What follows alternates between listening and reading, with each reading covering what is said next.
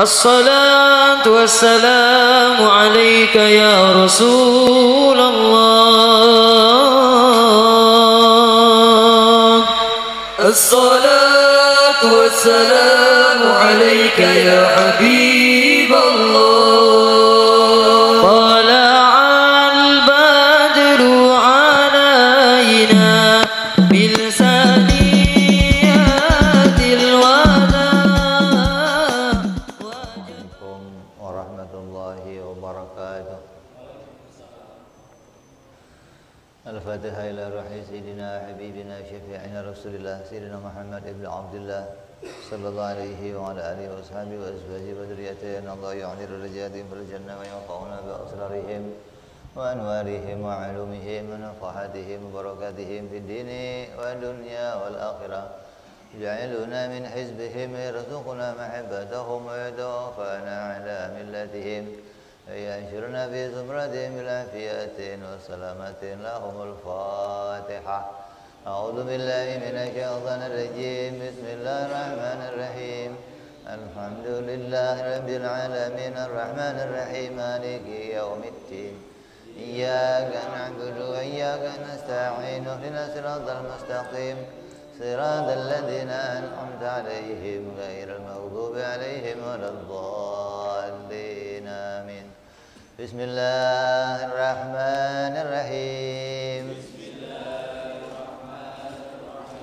نويت تعلما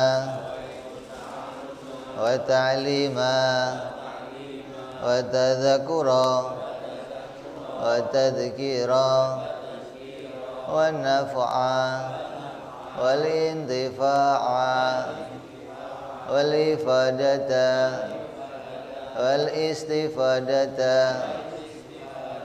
والحث على التمسك بكتاب الله وسنة رسول الله صلى الله عليه وسلم ودعاء إلى الهدى والدلالة على الخير ابتغاء مرضاته وقربه وثوابه وحسن الخاتمة مع اللطف والعافية وصلاح العاقبة. Bismillahirrahmanirrahim. Alhamdulillah rabbil alamin wa bihi nasta'in ala umuri dunya waddin. Wassalatu wassalamu ala Rasulillah Sayyidina wa habibina wa syafi'ina wa maulana Muhammadin wa ala alihi wa sahbihi ajma'in. Amma ba'du. Qala musanniful kitab rahimahullah wa nafa'ana bihi wa bi'ulumihi fid darain. Allahumma aftah qulubana futuhal arifin wa bi'idmatika wansur alaina birahmatika ya arhamar rahimin. Ilan qal. Masih dalam pembahasan jaiz.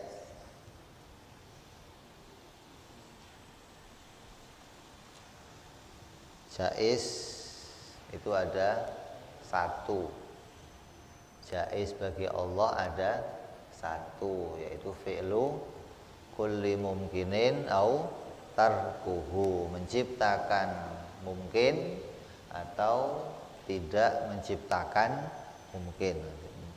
Menciptakan mungkin atau meniadakan mungkin, namanya jaiz. Lalu dari perkara jaiz yang satu ini, ulama memberikan penjelasan. Ketika kita mau tahu lebih jauh tentang perkara jaiz, maka jaiz akan kita bicarakan, diperluas pembicaraannya menjadi akan berbicara tentang perbuatannya Allah dan keadaan yang diciptakan oleh Allah. Jadi mau diperluas, mau bicara tentang bagaimana keadaan Allah di dalam menciptakan. Maka disebut namanya jaiz fi'il. Artinya jaiz pada perbuatannya Allah. Ada lagi jaiz maf'ul. Perkara jaiz atau keadaan yang diciptakan oleh Allah. Nah, kemarin sudah kita bicarakan yang pertama, yaitu dalam menciptakan maka sifat perbuatan Allah yang pertama harus kita ketahui adalah Allah tidak wajib menciptakan sesuatu dan Allah mustahil wajib gitu. La yajibu alaihi ta'ala fi'lu syai'in minal mumkinat wa yastahilu alaihi ta'ala wujubu fi'lu syai'. Mustahil Allah itu wajib menciptakan. Jadi Allah itu bikin apapun sifatnya apa? Ya boleh-boleh saja, enggak wajib juga enggak mustahil. Wajib menciptakan ya tidak, mustahil menciptakan juga tidak. Maka kita bicara kemarin bahwa kita menjadi orang yang punya harapan banyak. Ketika melihat ini, kita akan punya harapan banyak kepada Allah Subhanahu wa taala. Bahwa Allah itu boleh saja menjadikan apa-apa yang kita harapkan. Kita berharap ini, kita berharap ini, maka Allah mampu menjadikan semua yang menjadi permintaan hambanya. Tapi Allah menjadikan itu enggak wajib, jangan dituntut. Saya sudah doa, masa enggak dikabulkan? Ada orang ibadah tapi enggak ngerti akidah, itu begitu dasarnya. Mestinya orang ibadah itu didasari akidah, hingga ketika nanti dia beribadah, dia enggak akan salah mensifati Allah. Ini modalnya belum belajar akidah sudah disuruh ibadah, hingga ketika dia ibadah masih menuntut sesuatu kepada Allah. Bagaimana ada hamba menuntut tuannya? Yang ada itu Tuhan yang nuntut hambanya. Kamu diwajibkan begini, harus begini, harus begini. Itu tuntutan Allah kepada kita. Jangan kita nuntut Allah. Bagaimana sih? Masa saya udah begini enggak dikabulkan, saya udah begini enggak dikabulkan. Ini kayak Allah itu mempunyai kewajiban. Maka ini berarti enggak ngaji tentang sifat jaiznya Allah, enggak ngaji tentang sifat jaiz fi'il. Kalau jaiz bagi Allah itu bukan sifat, tapi perkara lain. Kalau wajib itu sifat bagi Allah. 20 sifat yang wajib, 20 sifat yang kalau jaiz bukan sifat tapi perkara lain. Nah, di dalam jaiz yang perkara lain itu kita mau mengenali isinya, maka diberikan sifat, maka disebut sifat perkara jaiz. Namanya ada sifat jaiz fi'il, ada sifat jaiz maf'ul. Jadi kalau jaiznya doang jangan disebut sifat, tapi kalau sudah dibicarakan fi'il atau maf'ul maka dikatakan sifat fi'il atau sifat maf'ul. Jadi sifat fi'ilnya Allah, sifat jaiz fi'ilnya Allah itu tidak wajib menciptakan sesuatu dan tidak mustahil. Yang kedua, Allah di dalam menciptakan sesuatu tanazzahuhu ta'ala anil aghradi fi af'alihi wa ahkamihi. Allah Subhanahu wa taala di dalam menciptakan sesuatu itu tidak mengambil keuntungan, dan Allah di dalam menetapkan hukum-hukum kepada kita juga Allah tidak mengambil keuntungan. Ini sifat fi'ilnya Allah, jaiz, sifat jaiz fi'il. Nah kalau sifat perbuatan kita bagaimana? Ya, selalu mencari keuntungan. Nah, kalau kamu kerja nggak ada untungnya mau?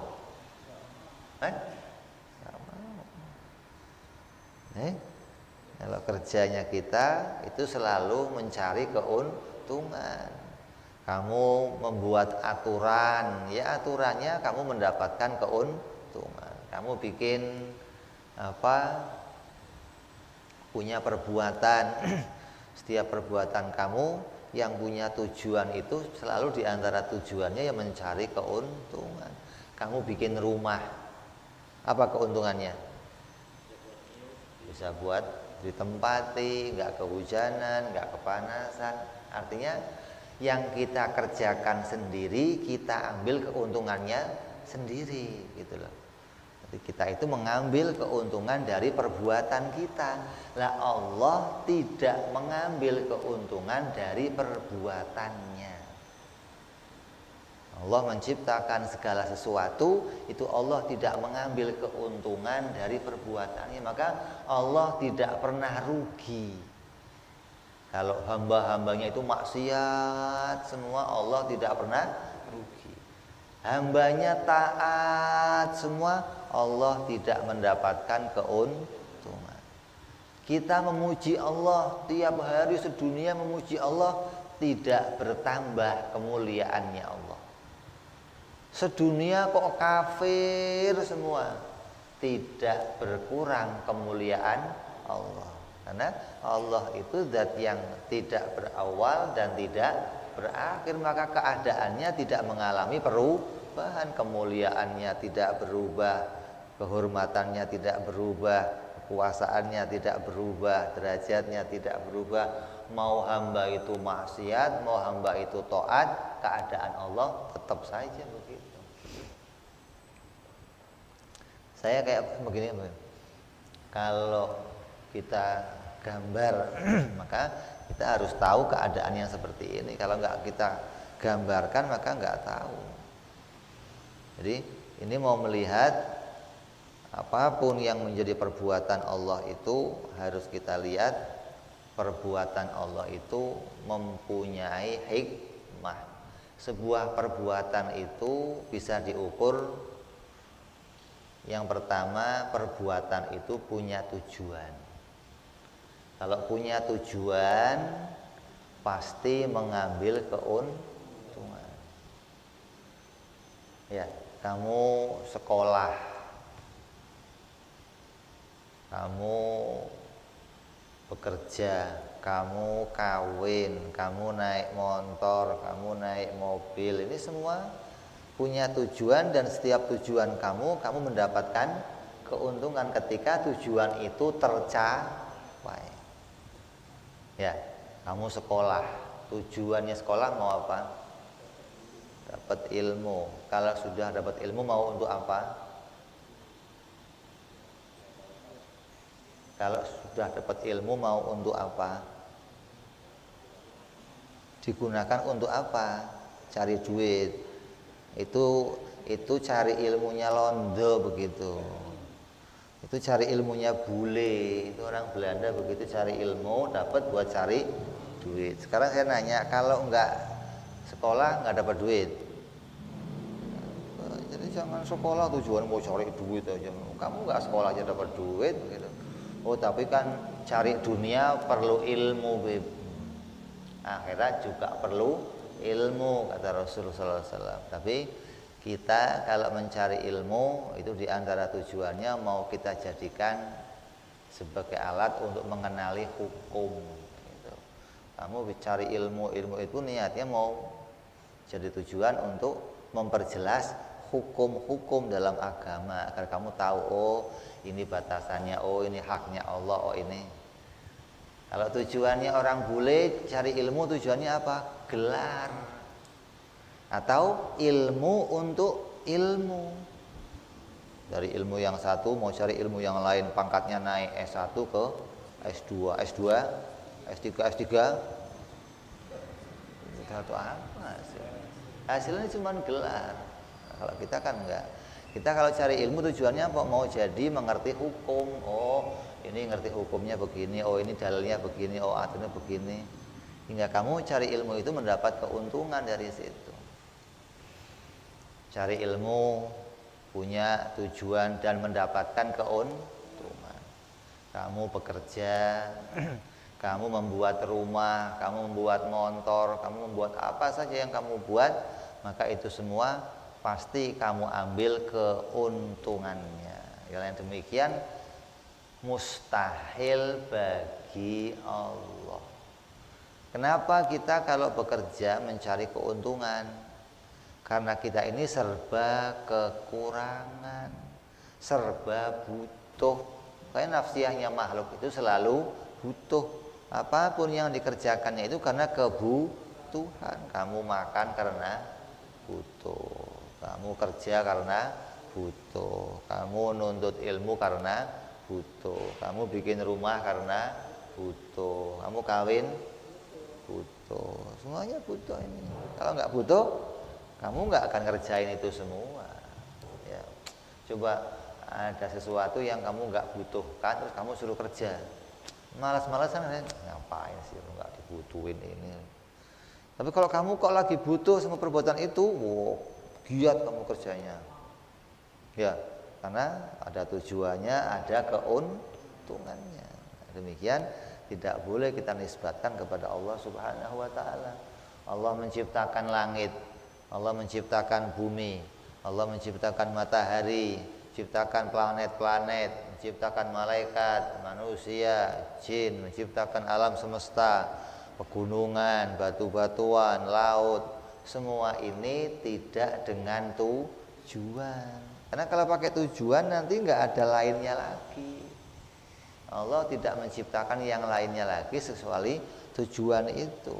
Dan kalau Allah menciptakan sesuatu itu pakai tujuan atau ada tujuannya, maka keadaan Allah sama seperti kita. Apa? Mencari keuntungan. Kalau Allah mencari keuntungan berarti mempunyai kebutuhan. Ini mustahil bagi Allah. Allah nggak butuh sesuatu, maka pasti Allah tidak mencari keuntungan atau tidak mendapatkan keuntungan. Jadi penciptaan langit, bumi dan segala isinya ini murni keuntungannya tidak kembali kepada Allah. Dan jangan diartikan, oh Allah bikin langit bumi itu tujuannya untuk bikin manusia bahagia. Ya enggak juga. Nyatanya ada yang tersiksa di dunia. Oh Allah bikin hujan itu biar bikin petani apa? Subur. Ada yang banjir enggak? Jadi tujuannya apa? Bikin subur atau bikin banjir?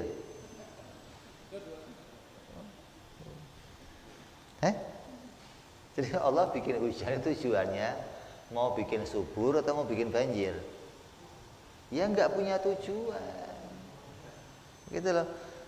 Artinya tidak ada keuntungan yang kembali kepada Allah. Tujuan itu kan sesuatu yang kembali keuntungannya kepada Allah, namanya tujuan. Keuntungannya kembali kepada yang berbuat, itu namanya tujuan. Lah Allah enggak demikian. Maka jangan pernah dikatakan, oh Allah bikin ini tujuannya mau begini, Allah bikin ini tujuannya mau begini, seperti wa ma khalaqtul jinna wal insa illa liya'budun. Kalau itu diartikan tujuan dan Allah menciptakan jin dan manusia, tujuannya agar mereka beribadah. Kalau diartikan tujuan, maka niscaya Allah mendapatkan keuntungan. Kalau ada hamba yang maksiat, Allah rugi.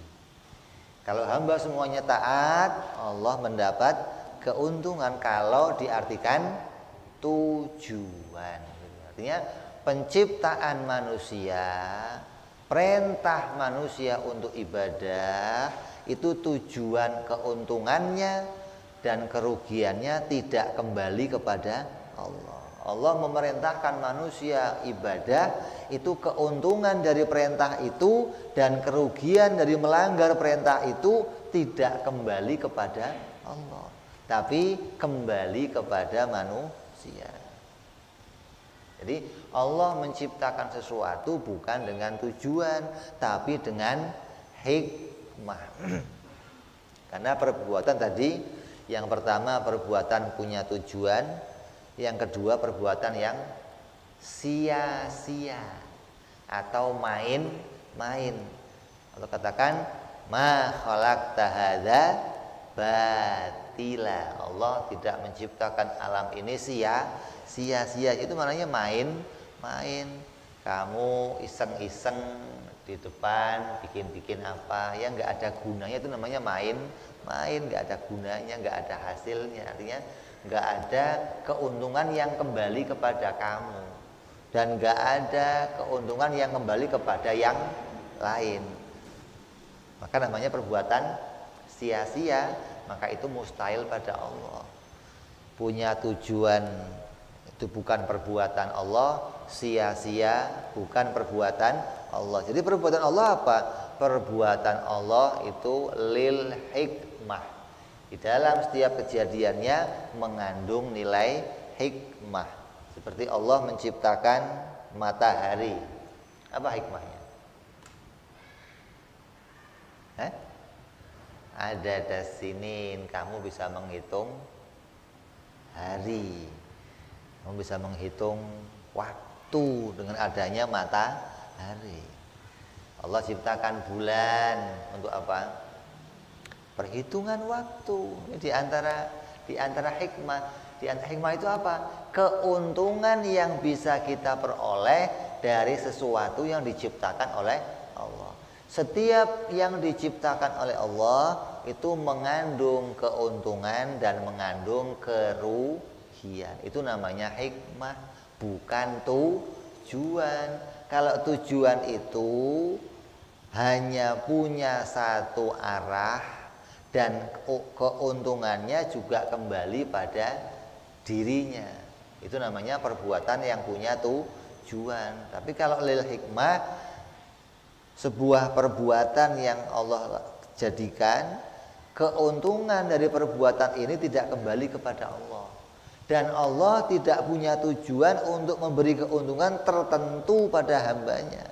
Tapi siapapun dari hambanya bisa mendapatkan keuntungan dan mendapatkan kerugian dari setiap yang diperbuat oleh Allah. Setiap yang diciptakan oleh Allah.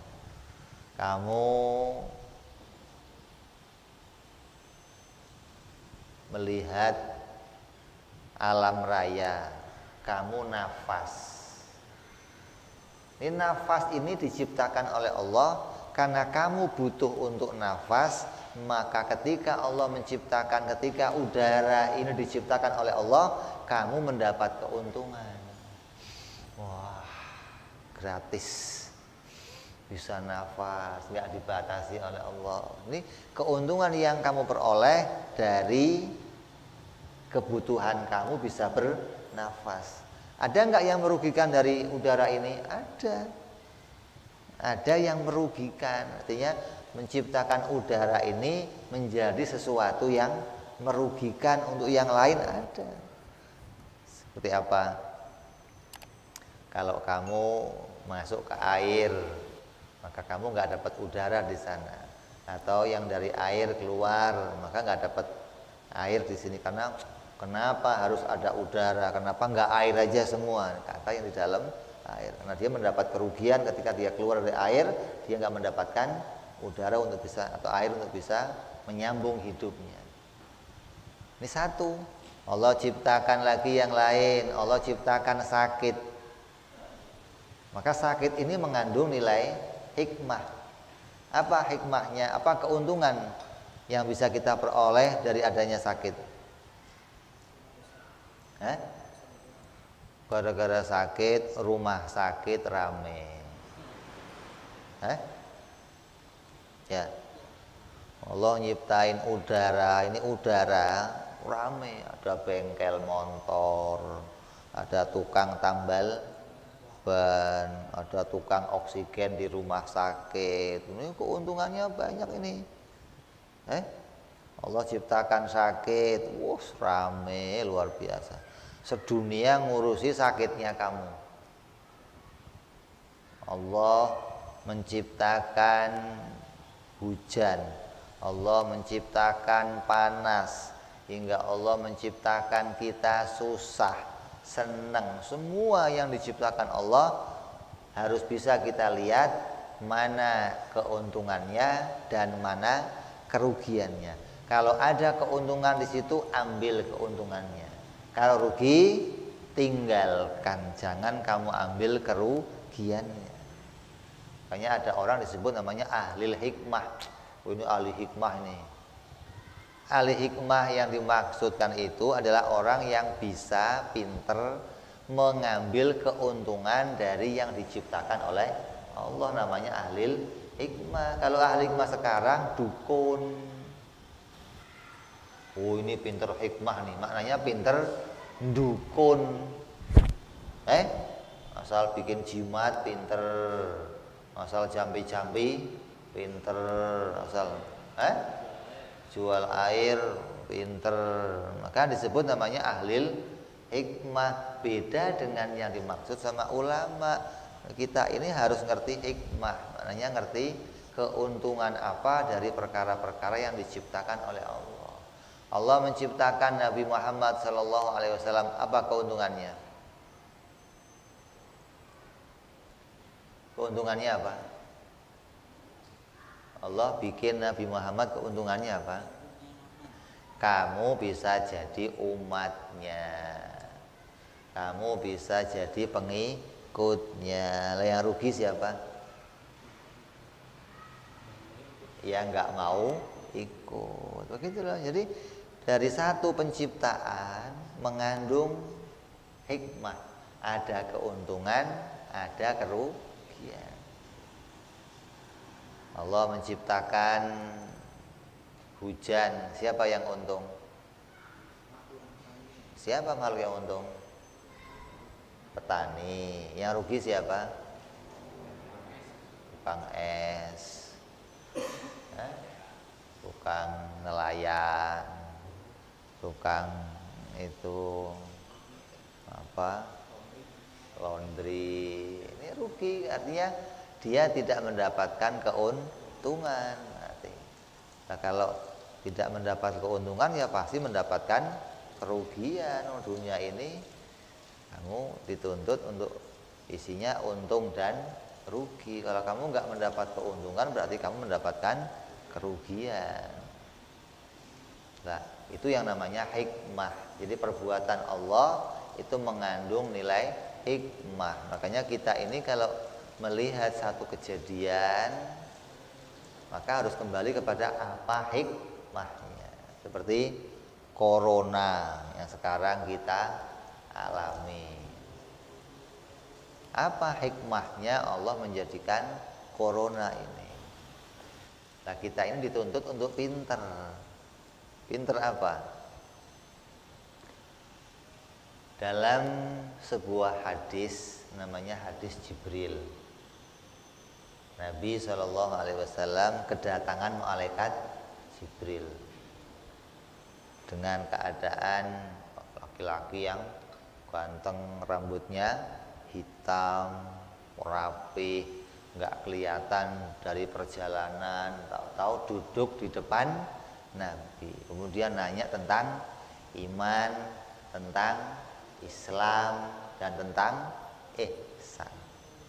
Setelah nanya iman, nanya Islam, nanya ihsan, terus nanya apa lagi? Nanya tentang hari kiamat. Terus setelah nanya hari kiamat, nanya lagi tandanya hari kiamat apa? Nah, terus pertanyaan hari kiamat kok dimasukkan ke pertanyaan, dibarengkan dengan pertanyaan pendidikan iman, Islam, ihsan. Ada hikmah apa? Maka diantaranya bahwa orang yang sudah selesai mempelajari imannya, mempelajari Islamnya, setelah ihsan berarti sudah membangun agama. Orang yang bisa tiga ini berarti sudah membangun agama. Islam sudah terbangun, iman sudah terbangun, ihsan sudah terbangun, berarti dia sudah membangun agama. Nah, tugasnya apa? Tugasnya mempersiapkan diri menyambut hari kiamat. Nah, kalau kamu suruh nyambut hari kiamat berarti kamu harus tahu tanda-tandanya. Nah, tanda-tanda inilah yang Allah ciptakan tiap waktu. dan mengandung nilai hikmah. Kejadian demi kejadian. Di antaranya apa? Lahirnya Nabi Muhammad SAW itu tanda kiamat sudah dekat. Sejak zaman Nabi Adam itu manusia sudah diberitakan dunia akan kiamat. Kapan terjadinya? Nanti pada zaman Nabi akhir zaman. Ya, berarti Nabi Musa, Nabi Adam, Nabi Nuh, Hud, Idris itu jauh nih. Jauh, masih jauh, masih baru muncul Nabi ini. Baru muncul Nabi ini, belum, masih jauh. Begitu muncul Rasulullah SAW berarti sudah dekat. Karena terjadinya kiamat pada Nabi yang terakhir. Berarti turunnya Rasulullah menjadi tanda dekat. Tanda dekat itu di mana kiamat sudah lebih dekat dari sebelum-sebelumnya. Nah terus apa saja tanda-tanda kiamat yang diberitakan Nabi? Setelah lahirnya Nabi nanti akan ada kejadian. Kejadian demi kejadian diceritakan oleh Rasulullah SAW. Nah, ini yang harus kita antisipasi sebagai orang beragama untuk menyikapi dunia ini. Saya sekarang harus bagaimana? Oh begini, oh begini. Ini ketika tanda-tanda kiamat sudah terjadi kita lihat, maka tinggal bagaimana kita bersikap. Di antaranya apa? Di antaranya apabila terjadi wabah, banyak terjadi wabah. Kata Nabi apa? Apabila banyak terjadi wabah, maka ingatlah di situ telah terjadi kemaksiatan yang ditampakkan. Ketika orang sudah mulai menampakkan kemaksiatan, maksiat nggak ada malunya, vulgar di depannya orang, maka ingatlah ketika kejadian itu sudah muncul di hadapan kamu, maka bebarengan Allah akan menampakkan musibah-musibah berupa wabah-wabah penyakit. Ada corona, ada HIV, ada terus ini muncul terus. Nah ini harus kita sikapi, gitu loh. Jangan sampai, artinya ketika kita bisa melihat itu, kita mengambil hikmah. Oh, ini kejadian sekarang begini. Apa yang harus kita lakukan? Oh begini. Seperti nanti ketika akan munculnya Dajjal, yang terjadi apa? Dunia akan kekurangan air. Dunia akan kekurangan air. Nah sekarang yang terjadi apa? Masing-masing negara lagi bikin bendungan besar. Sebentar lagi rebutan air. Ini kejadian ini. Dan kamu akan melihat kejadian ini. Satu persatu yang Allah beritakan akan tampak. Nih, kita harus bisa mengambil hikmah. Apa ini hikmahnya? Ada kejadian begini, apa ini keuntungannya? Saya harus bagaimana? Apa yang harus saya kerjakan? Terus dari satu kejadian ke kejadian yang lain harus bisa kita ambil hikmah. Jangan biasa, berarti kamu nggak ahli hikmah. Lah, Allah menciptakan itu semua bukan dengan tujuan. Oh, diciptakan Nabi Muhammad. Oh, diciptakan manusia begini. Oh, diciptakan keadaan begini. Allah turunkan Dajjal. Allah. Jangan sampai kamu yakini ini semua yang diciptakan oleh Allah itu punya tujuan. Nah, sekarang saya nanya, kalau memang Allah itu punya tujuan, satu saja dah, Allah menciptakan manusia tujuannya untuk apa? Allah menciptakan manusia, kalau memang Allah punya tujuan, tujuannya untuk apa? Beribadah. Ya, untuk apa? Beribadah. Nah, sekarang saya tanya, tujuan Allah berhasil nggak? Kalau tujuannya Allah menciptakan manusia untuk beribadah, saya tanya, Allah berhasil nggak tujuannya? Semua manusia beribadah nggak? Jadi gimana? Nggak berhasil. Nah, kalau tujuannya Allah nggak berhasil, saya tanya, yang menggagalkan siapa? Setan. Ada yang menggagalkan tujuannya Allah. Kok nggak berhasil? Kok nggak berhasil? Nah, memang itu bukan tujuan, begitu kan? Begitu. Jadi jangan terus, wah Allah, kita dibikin Allah itu, Allah menciptakan kita tujuannya untuk ibadah, jangan begitu. Tapi dibalik ngomongnya, saya diciptakan oleh Allah itu agar saya punya tujuan untuk ibadah. Saya yang punya tujuan ibadah itu saya, begitu loh. Kalau sampai saya nggak punya tujuan ibadah, saya rugi, begitu. Bukan Allah rugi, bukan saya yang rugi. Bukan kalau ada hamba ibadah Allah untung, hamba-hamba yang maksiat Allah rugi, enggak. Kalau saya ibadah maka saya mendapatkan keuntungan. Tujuan saya ini diciptakan oleh Allah. Hikmahnya saya ini bisa punya tujuan untuk menghambakan diri kepada Allah. Kalau sampai saya tidak menghambakan diri, maka saya berada dalam kerugian. Jadi jangan Allah ya yang punya tujuan, tapi kitanya yang punya tujuan. Kalau Allahnya bebas, mau bikin manusia ibadah ya boleh, mau bikin manusia nggak ibadah juga boleh. Allah nggak mendapat keuntungan dan nggak mendapatkan kerugian. Begitupun hukum, harus nggak Allah itu memberlakukan hukum wajib, sunnah, haram, makruh, mubah, harus nggak? Sebuah hukum itu harus nggak diberlakukan oleh Allah? Nggak harus. Mana buktinya? Pernah dunia ini mengalami zaman fatrah. Apa fatrah itu? Fatrah itu apa? Fatrah itu suci, zaman bersih dari dosa. Kok bersih dosa?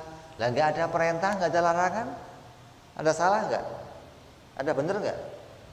Berarti Allah itu tidak harus menjadikan perintah ini wajib kamu kerjakan, ini jangan kamu kerjakan, ini boleh kamu kerjakan.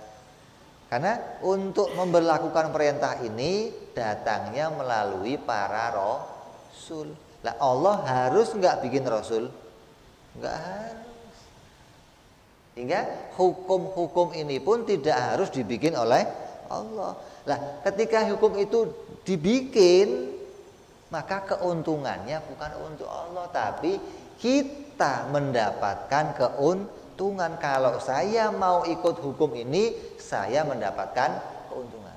Kalau saya nggak mau ikut hukum ini, maka saya mendapatkan kerugian. Jadi hukum ini bukan, oh saya bikin hukum tujuannya untuk memberi keuntungan manusia. Oh nggak benar. Kalau tujuannya begitu, maka nggak berhasil Allah menjadikan hukum itu. Nggak semua orang patuh pada hukumnya Allah. Ada pembangkang, ada yang menghina, ada yang begitu kan. Jadi hukum-hukum Allah yang diberlakukan ini, saya kalau mau ikut hukum ini saya mendapatkan untung. Kalau saya nggak ikut, rugilah. Allah mau kamu ikut monggo, nggak ikut ya monggo, gitu loh. Bukan terus, oh tujuannya Allah itu bikin hukum untuk begini. Nggak benar yang meyakini seperti itu. Nanti kamu akan menyamakan sifat Allah, keadaan perbuatan Allah sama dengan keadaan perbuatannya kita makhluk. Kalau pada kita boleh. Contoh, Pak RT bikin peraturan jam 10 malam kampung harus di portal. Atau kalau pas Covid sekarang turun jam 6 sore harus di portal. Yang untung siapa? Yang untung siapa? Ketika peraturan itu diberlakukan oleh Pak RT, yang untung siapa? Hah? Pak RT-nya juga untung gitu loh. Kamu dapat untung, Pak RT juga dapat untung, begitu loh. Artinya hukum yang diberlakukan manusia itu maka hukum itu kembali keuntungan pada dirinya. Jangan dianggap, oh ini saya kan ngatur kamu biar dapat untung. Lah kamunya untung enggak? Saya mau enggak. Alah bohong. Kalau itu perbuatan manusia, bohong kalau dia enggak mendapatkan keuntungan, begitu loh. Lah yang tidak mencari keuntungan, yang tidak mendapat keuntungan hanyalah Allah Subhanahu wa taala. Karena Allah tidak butuh pada segala sesuatu. Ada? Belum. Ya, jadi yang pertama tanazzahu ta'ala anil aghradi fi af'alihi wa ahkamihi. Maha suci Allah. Sucikan Allah. Jadi kalau kamu kok bertasbih subhanallah, subhanallah, subhanallah dalam sholat, subhana rabbil a'la, subhana rabbil azim. Ya Allah, engkau tidak butuh sholatku ya Allah. Tasbihkan Allah, sucikan Allah. Ya Allah, engkau enggak butuh zikirku ya Allah. Engkau enggak butuh pujianku ya Allah. Tapi aku sebagai hambamu, aku yang butuh menyembahmu ya Allah. Aku butuh berzikir kepadamu ya Allah. Aku butuh memujimu ya Allah. Tekadkan itu dalam hati kita setiap zikir kita. Untuk apa itu? Kita mensucikan Allah dari segala macam kebutuhan, dari segala macam tujuan, dari segala macam gharad atau mengambil keuntungan. Terus mustahil Allah mengambil keuntungan, lawannya.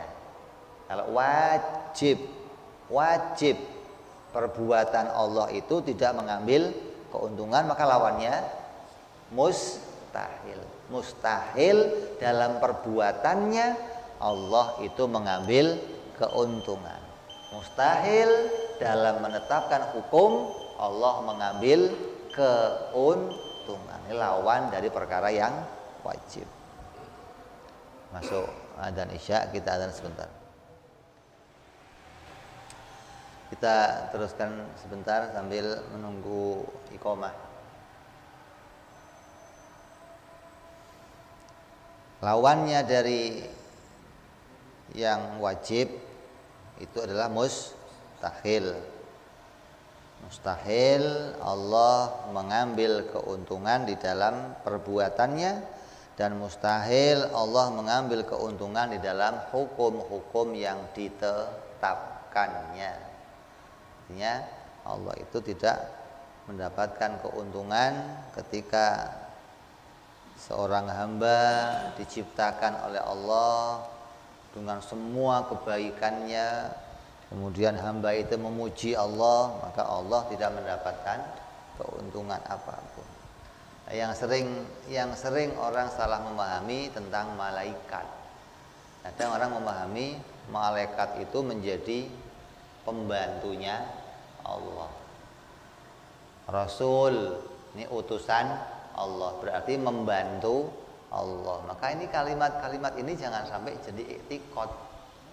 Jangan sampai jadi keyakinan. Kalau jadi keyakinan, maka kita akan meyakini Allah itu punya kekurangan. Allah itu mendapatkan keuntungan dari menciptakan malaikat. Allah mendapatkan keuntungan dari menciptakan seorang rasul. Mestinya yang mendapat keuntungan itu malaikatnya, diciptakan oleh Allah sebagai pesuruh Allah. Yang mendapat untung itu rasulnya, diciptakan Allah jadi utusan Allah. Kamu jadi utusannya Pak RT aja bangga bener. Rebutan kalau Pak RT mau nyuruh, saya Pak. Waduh. Apalagi utusannya Allah. Maka keuntungan yang luar biasa seorang yang dijadikan sebagai utusan Allah. Keuntungan luar biasa dijadikan para malaikat sebagai pesuruh-pesuruhnya Allah, hamba yang taat kepada Allah. Lah pesuruh Allah itu siapa? Pesuruh Allah itu hamba yang taat kepada Allah pasti. Para nabi ya taat kepada Allah, para malaikat ya taat kepada Allah, ini pasti. Jadi nggak ada para utusan Allah itu terus kita anggap mereka memberi keuntungan sama Allah, jangan. Ini i'tiqad yang rusak kalau begitu. Kita harus meyakini bahwa mereka semualah yang mendapatkan keuntungan. Kita juga mendapat keuntungan kalau mau mengikuti para rasul. Adanya malaikat, kita dapat untung. Apa untungnya? Kalau malaikat itu mencatat amal kita, jadi kamu nggak usah nyatet lagi gitu. Udah ada yang bagian nyatet, ada yang bagian nganterin rezeki, ada yang bagian ngurus kematian, ada yang bagian ngurusin macam-macam. Ini kamu mendapat keuntungan dari hamba-hamba Allah yang diberi tugas macam-macam ini. Bukan Allah mendapat keuntungan, bukan, tapi kita makhluk-makhluknya Allah mendapatkan keuntungan. Untung Allah bikin ini, untung Allah bikin ini gitu, untung Allah bikin ini. Artinya apapun yang dibikin Allah, kita harus bisa mencari celah apa keuntungan yang bisa saya peroleh. Kenapa? Karena tidak ada yang sia-sia dari setiap yang diciptakan oleh Allah. Mustahil perbuatan Allah perbuatan yang sia-sia. Sia-sia itu perbuatannya makhluk.